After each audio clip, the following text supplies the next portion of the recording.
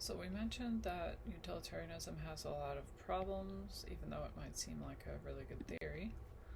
And here's the sort of general theory, just to remember. It's the idea that the best actions or laws are the ones that maximize overall happiness, whatever we might mean by happiness, and we already explored what that might mean, but there's also the problem of consequences.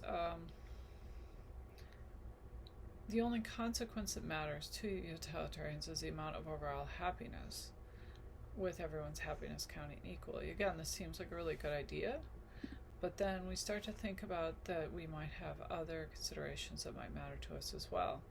So one of the examples that James Rachels gives is that of police officers imprisoning an innocent person to stop riots that were causing other innocent people to be killed.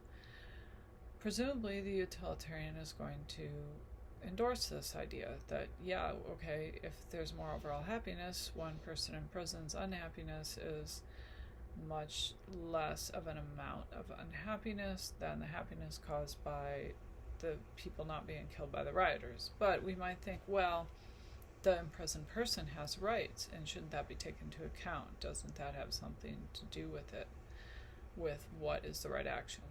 Do we just not care about those considerations at all?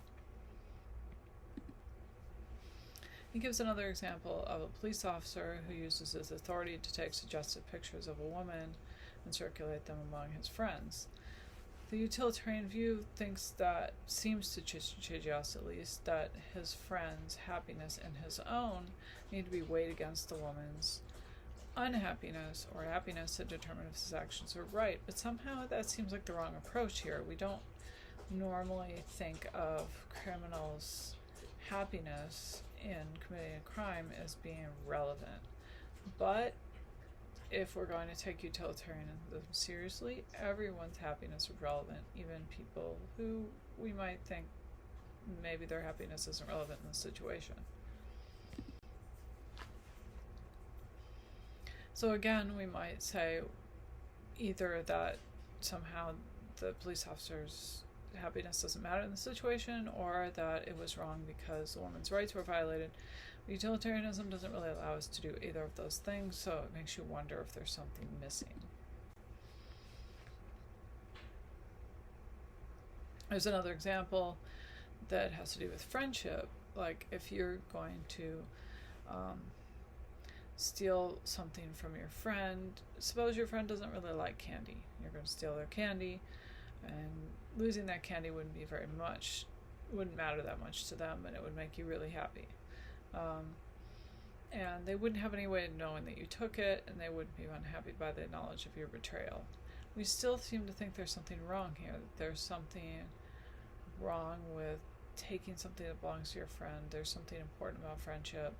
There seems to be something missing here. Now, you could try to argue that, well, it would make you unhappy to know that you betrayed your friend, but it still seems like there's something missing. It still seems like there's something besides happiness going on here.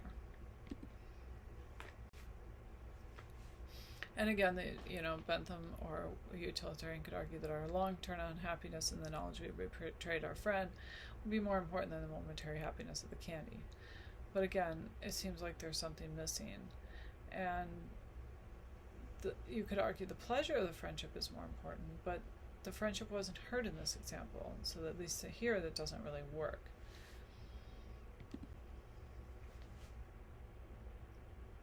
Happiness is also weirdly subjective, so it might depend on an individual's reaction to a situation. So suppose two people were mugged, Joan and Jan. They both had the same injury. So the same crime was committed, but they have different reactions. Joan takes the pain and debilitation as an opportunity for meditation and reflection, and isn't as upset by it as Jan, who can only focus on the terrible suffering and the anger of their attackers. So it makes Jan's life worse, and maybe it makes Joan's life better, or at least not as much better. So was it a worse action against one than the other, given that the reactions were different? It seems like we would say no, the action was the same. The reaction of the victim matters, but maybe it doesn't matter to the rightness or wrongness of this particular action. So it seems odd to say that the subjective state of a person should matter as to whether the action was right or wrong, any more than that we should take the police officer's happiness into consideration when he's passing around the pictures that he shouldn't have. The issue of supererogatory actions is also a big problem with utilitarianism, and this comes up in the book if you read the part about the effective altruism, which I'm not going to talk about too much, but the effective altruists think that we should do the things that promote the most happiness in a very serious way. So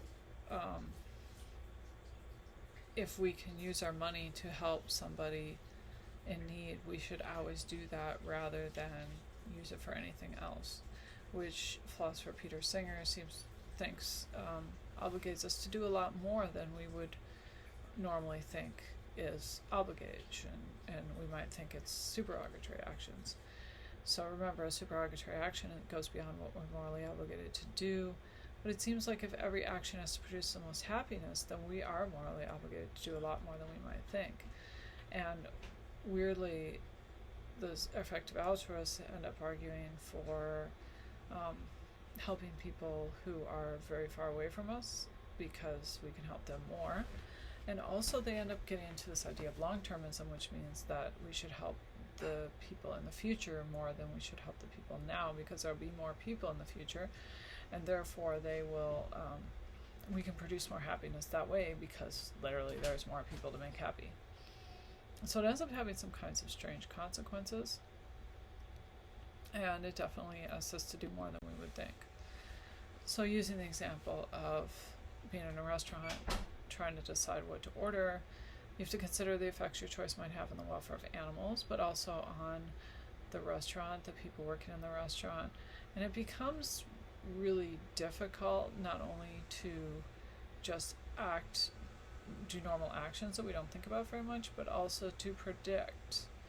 So it shows a lot of things. This kind of example,